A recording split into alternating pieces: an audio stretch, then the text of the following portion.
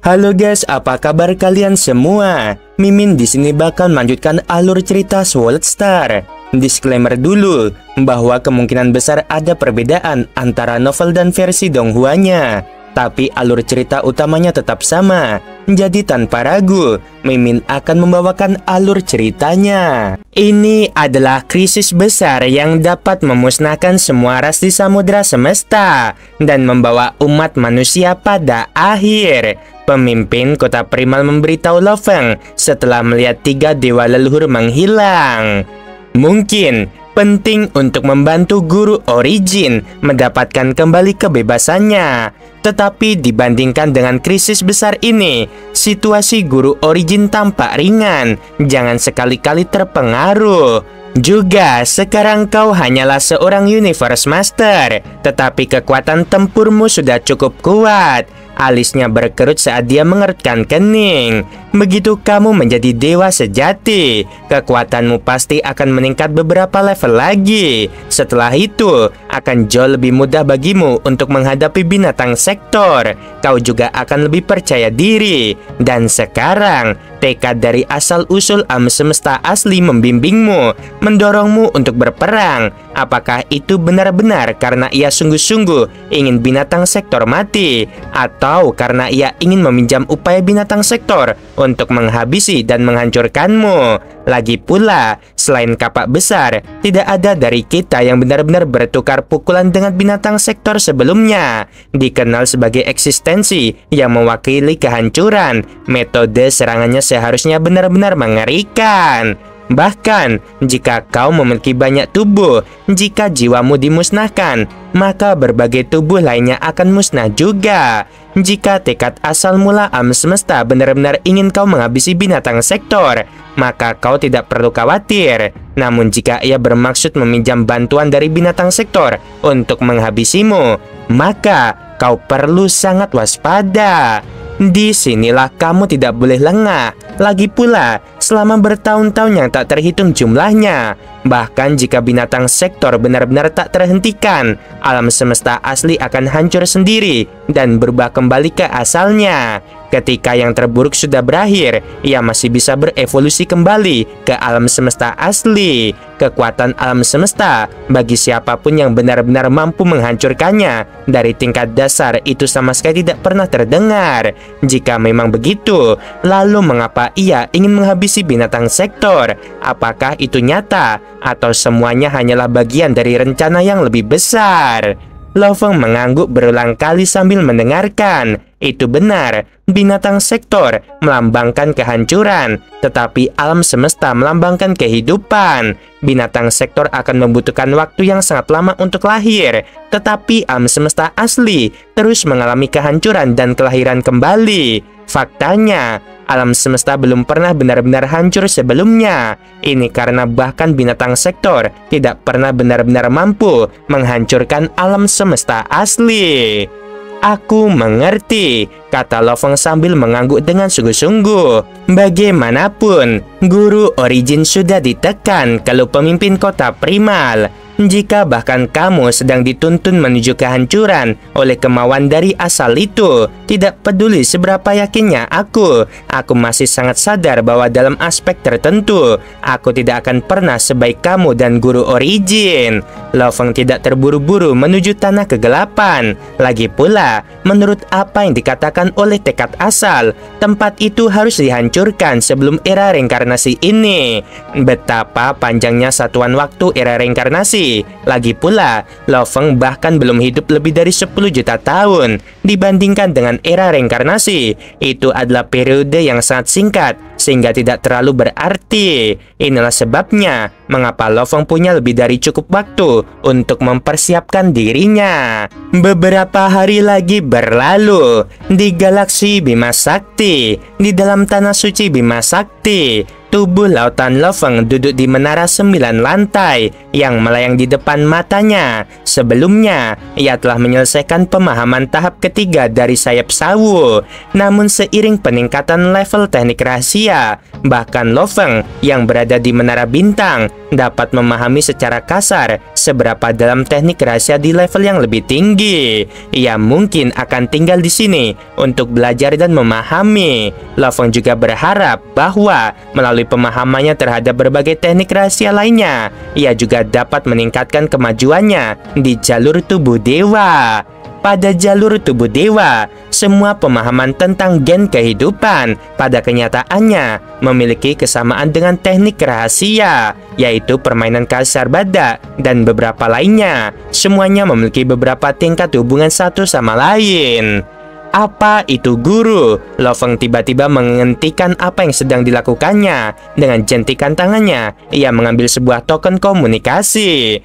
Ada berita masuk, dan itu dikirim oleh Shou Sanke. Seketika, Lo Feng menjadi serius. Sejak munculnya daratan paling berbahaya keempat, Shou Sanke tampaknya telah menghilang dan tidak lagi peduli dengan semua ini. Guru, jawab Lo Feng. Ketiga dewa lur itu pasti sudah mencarimu, kata Shou Sanke.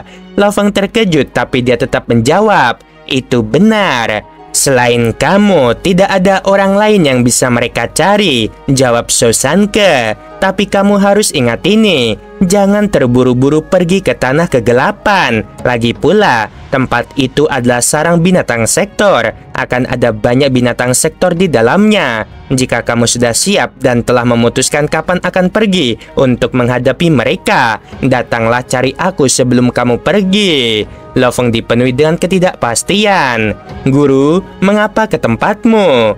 Kamu hanya perlu ingat untuk melakukannya. Shou Sanke memotong jalur komunikasi dengan singkat. Lo Feng menjadi tercengang.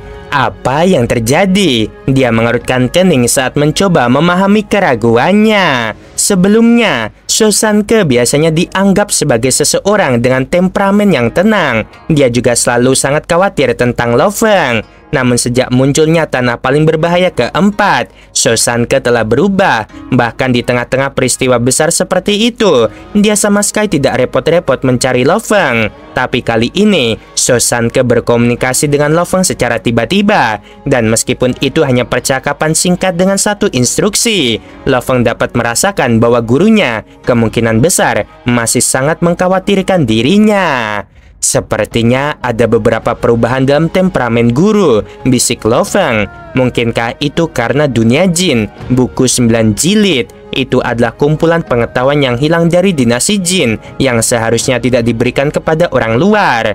Menara Bintang adalah harta karun sejati yang kemungkinan besar diciptakan oleh dewa sejati. Sebelumnya, aku sudah curiga bahwa guru berhubungan dengan dinasti jin. Ditambah lagi, guru telah memerintahkanku untuk mencarinya sebelum aku melanjutkan untuk berurusan dengan binatang sektor. Alis Lo Feng berkedut saat ia tenggelam dalam pikirannya. Ia tidak bodoh. Tentu saja ia bisa merasakan betapa misteriusnya gurunya itu. Dan ia merasa bahwa rahasia yang disimpan Shou Sanke akan menjadi masalah yang cukup besar. Lo Feng mengesampingkan semuanya. Hal terpenting yang harus dia persiapkan saat ini adalah sapuan besar. Dalam sekejap mata, 1 tahun telah berlalu di dunia jin, di kamp militer tentara timur, di markas tentara Sungai Piton. Lo Feng berada di aula rumah batunya. Lo Feng mengenakan cincin bertitik militer di pergelangan tangannya, mengaktifkan kekuatan ilahinya. Terjadi perubahan mendadak dalam waktu dan ruang di sekitarnya. Dan sesosok yang bermandikan cahaya keemasan muncul entah dari mana. Dewa Bima Sakti, sosok yang bermandikan cahaya emas itu menyapa.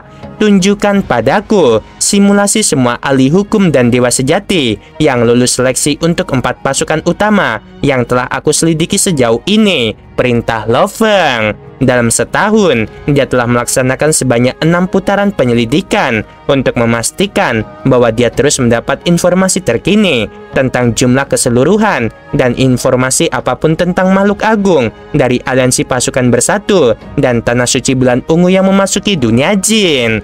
Sosok dengan cahaya keemasan itu menjawab dengan penuh hormat. Di dalam lingkungan luas yang awalnya hanya ditempati oleh Lo Feng dan sosok yang bermandikan cahaya keemasan, tiba-tiba banyak sosok muncul dengan cepat. Sosok-sosok ini mengikuti cara antri yang sangat sistematis. Mereka semua berdiri tak bergerak di tempat yang sama, tempat seperti orang bodoh sambil memancarkan aura kehidupan mereka.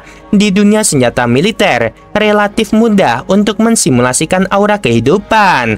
Lo Feng melihat sekelilingnya sambil dengan hati-hati merasakan dengan kekuatan dewanya. Penampilan dasar dari beberapa Universe Master tetap sama. Bagaimanapun, penduduk asli dunia jin belum pernah melihat mereka sebelumnya. Jadi apakah penampilan mereka berbeda atau tidak bukanlah masalah bagi mereka. Itulah sebabnya, hanya dengan mencari dengan mata telanjang, dia sudah dapat menemukan beberapa target. Simpan 61 orang ini dan singkirkan sisanya. Perintah Lo Feng sambil segera menggunakan kekuatan dewanya untuk mengunci 61 Universe Master di tengah kerumunan. Ya, jawab sosok yang bermandikan cahaya kemasan itu dengan penuh hormat. Tiba-tiba, sejumlah besar tokoh prajurit mulai menghilang satu persatu, meninggalkan 61 prajurit yang merupakan ahli hukum. Tunjukkan padaku daftar yang mencatat waktu mereka masuk tentara, perintah Lo Feng. Dia baru saja memberikan perintahnya. Seketika, di atas 61 ahli hukum ini, waktu akurat mereka untuk memasuki pasukan masing-masing muncul sesuai urutan prioritas. Ke-61 ahli hukum ini tiba secara berkelompok. Lo Feng melihat dan menggunakan kepalanya dalam diam. Secara total, mereka dibagi menjadi 5 kelompok, dan kelompok terakhir masuk 2 bulan lalu. Jadi dari 2 bulan yang lalu hingga sekarang, tidak ada satupun yang masuk ke dalam tentara.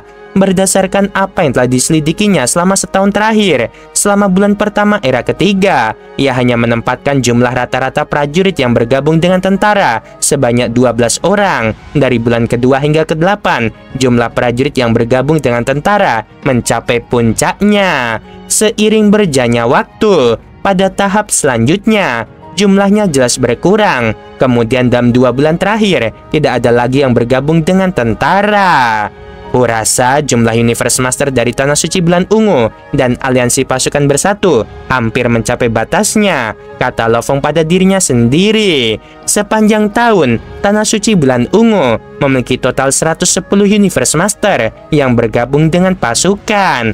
Di sisi lain, kubu pasukan bersatu mengirim 166 Universe Master. Ini dapat dianggap sebagai satu kelompok. Secara total, Tanah Suci Bulan Ungu pasti memiliki total 205 prajurit yang masih hidup, dan kubu pasukan bersatu pasti memiliki total 238. Lo Feng mengangguk sambil memikirkannya. Aku kira sebagian besar Universe Master dari Tanah Suci Bulan Ungu telah menyerbu masuk, dan hal yang sama berlaku untuk aliansi pasukan bersatu, di mana sebanyak setengah dari pasukannya mungkin telah menyerbu ke sini. Tidak dapat dipungkiri bahwa kedua kelompok kekuatan itu sangat mementingkan hal ini, atau lebih tepatnya, setiap Universe Master memendam kerinduan yang kuat. Jika jumlah yang tereliminasi selama seleksi juga diperhitungkan, maka jumlah Universe Master yang masuk jelas jauh lebih banyak. Dilihat dari jumlah prajuritnya, cukup jelas bahwa jumlah yang mati selama seleksi tidaklah banyak.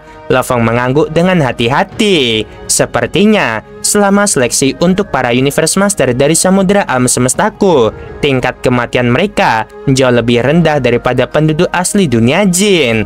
Lo Feng berspekulasi bahwa berbagai kelompok kuat akan bertindak secara berkelompok. Setiap kelompok kemungkinan besar akan membawa serta beberapa harta karun, dan bahkan mungkin ada harta karun sejati tertinggi di antara harta karun ini.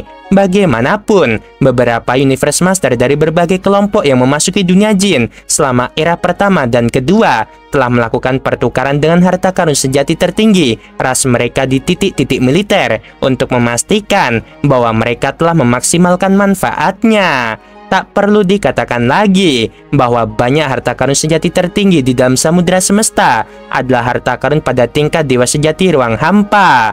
Bahkan bagi mereka yang berada pada tingkat dewa sejati, beberapa di antaranya sangat unik. Dengan merebut dunia jin, dia akan dapat menukar sejumlah harta karun tingkat dewa sejati. Sudah waktunya bertindak. Lo Feng menarik napas dalam-dalam saat sekilas niat membunuh melintasi matanya. 4 jenderal. Lo Feng menjalin kontak langsung dengan 4 jenderal dari 4 pasukan utama melalui dunia persenjataan militer. Hanya beberapa saat kemudian, 4 sosok tiruan muncul tidak jauh dari Lo Feng. Bima Sakti, mengapa kau memanggil kami? Itu sangat jarang terjadi. 4 jenderal telah mengakui Lo Feng sebagai pewaris Raja Dewa karena mereka tahu bahwa Lo Feng dapat memanfaatkan kekuatan dunia jin. Mereka juga tahu bahwa yang melihara Raja Dewa sangat menyukai Lo Feng. Jadi saat dia memanggil mereka, mereka secara alami akan muncul tanpa basa-basi lagi. Aku ingin menghabisi sekelompok ahli hukum, kata Lo Feng dengan lugas. Keempat jenderal itu menjadi bingung. Menghabisi berapa banyak? Apakah jutaan? Keempat jenderal itu sangat khawatir karena mereka enggan menghabisi terlalu banyak prajurit dengan cara yang begitu brutal. Peristiwa seperti itu akan menimbulkan kekacauan. Lo Feng tertawa. Jangan khawatir, bahkan tidak sampai 500. Keempat jenderal itu kini bisa tertawa bersamaan. Jumlah ahli hukum yang tidak signifikan. Jumlah itu setara dengan pertarungan normal dalam suku Acak, di mana jumlah ahli hukum yang tewas tidak diketahui. Kurang dari 500. Jumlah ini tidak cukup besar untuk membuat mereka repot-repot memberikan layanan mereka. Alasan mengapa aku meminta kalian berempat jenderal untuk membantu adalah karena semua prajurit ini yang jumlahnya hampir 500 orang tersebar di antara keempat pasukan. Jelas Lo Feng, rencanaku adalah menyerang dan menghabisi mereka semua dalam satu gerakan. Dan persyaratanku adalah ini harus berupa serangan jiwa. Mereka tersebar di seluruh 4 camp militer. Menghabisi mereka semua sekaligus sangat sulit. Jadi aku hanya dapat mempertimbangkannya jika aku meminta bantuan ke-4 jenderal. Jika kalian semua dapat mengeksekusi alam semesta mini kalian bersama-sama untuk menyelimuti seluruh camp militer, aku akan dapat melenyapkan semua jiwa itu secara langsung sekaligus di dalam kediaman tenang yang terletak di sebuah pulau raksasa di dunia jin. Lo Feng duduk diam di atas bangku batu. Angin lembut menyapu danau luas yang lebih besar dari samudra manapun di bumi, menyapu bibir pantai dengan riak pelan. Di samping Lo Feng ada sebuah meja kecil, tempat ia menuangkan secangkir anggur berwarna keemasan. Hari ini, dia bukan hanya seorang pejuang. Hari ini, ia adalah Algojo dari langit. Di hadapannya berdiri sosok makhluk emas berkilau, sebuah entitas cerdas ciptaan teknologi tinggi. Aku sudah memverifikasi semua prajurit ahli hukum itu, ujar Lo Feng. Suaranya tenang namun syarat dengan tekanan. Simulasikan posisi mereka sesuai pembagian di 4 pasukan. Kirim masing-masing pada para jenderal. Makhluk emas itu menunduk. Baik, Tuan Bima Sakti. Tak lama kemudian, dunia titik militer dalam cincin keempat jenderal menyala. Gambar-gambar prajurit ahli hukum muncul satu demi satu, masing-masing mewakili ancaman terhadap kelangsungan hidup ras manusia. Aku mendapat 201 target di pasukan timur, kata Jenderal Salju Harmonis sambil tersenyum ringan. Pasukanku di utara hanya memiliki 60, sahut jenderal lainnya. Lo Feng mengangguk. Total 443. Sekarang bersiaplah. Ia mengangkat token komunikasi yang berkilau. Begitu kalian menemukan target, beritahu aku. Setelah aku kirimkan perintah, kalian tahu apa yang harus dilakukan. Keempat jenderal mengangguk serempak. Bisakah kita mulai sekarang? Tanya salah satu dari mereka. Baiklah, mulai saja, jawab Lo Feng. Di kamp pasukan timur, Salju Harmonis berdiri di atas puncak perkemahan. Matanya tajam memandangi ribuan prajurit di bawah. Bangkitlah, gumamnya. Sekejap, sebuah alam semesta mini terbentuk. Membran transparan menyelimuti seluruh camp, menyerap kekuatan alam semesta dan menyembunyikan niat pembantaian. Para komandan dan dewa sejati ruang hampa merasakan keanehan itu. Namun mereka tak berani bertanya. Sebuah suara dingin menyusup langsung ke benak mereka. Diam, semuanya akan kembali seperti semula. Baik, jenderal, jawab para komandan serempak. Lalu satu persatu para jenderal lainnya di barat, utara, dan selatan mengirimkan kabar pada Lo Feng.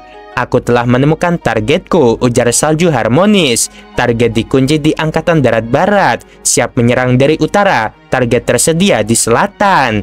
Lo Feng menutup mata sejenak. Ia merasakan angin menepuk wajahnya pelan. Kemudian ia membuka matanya, memegang cangkir anggurnya dan berkata tegas, "Lakukan!" Keempat jenderal mengerahkan kekuatan mereka yang luar biasa. Jiwa-jiwa yang telah terkunci langsung dilumpuhkan. Serangan ini presisi, dingin, dan mematikan. Tak ada waktu untuk merespon, tak ada kesempatan untuk melarikan diri.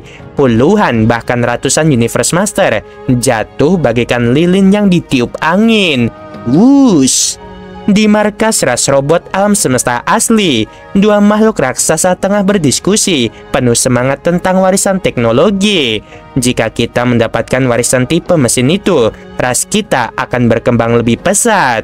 Namun dalam sekejap, keduanya roboh tak sempat berkata apapun. Di tanah suci ras cangkang pula, sang leluhur sedang mentransfer warisan kepada para elit rasnya. Dengan kekuatan ini, ras kita akan bangkit, serunya. Namun sebelum ia sempat menyelesaikan upacara, tubuhnya membeku, kekuatan hidupnya menghilang. Para pengikutnya menatap dengan ketakutan. Di langit kelam sebuah galaksi, seekor makhluk dengan 3 kepala memerintahkan muridnya menghancurkan ras lain. Tiba-tiba sang murid ketakutan melihat ketiga kepala gurunya jatuh satu demi satu.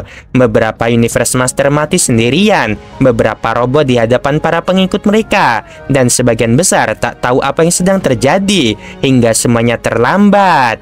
Kembali ke dunia jin, Lofeng masih duduk mengamati danau besar yang tenang.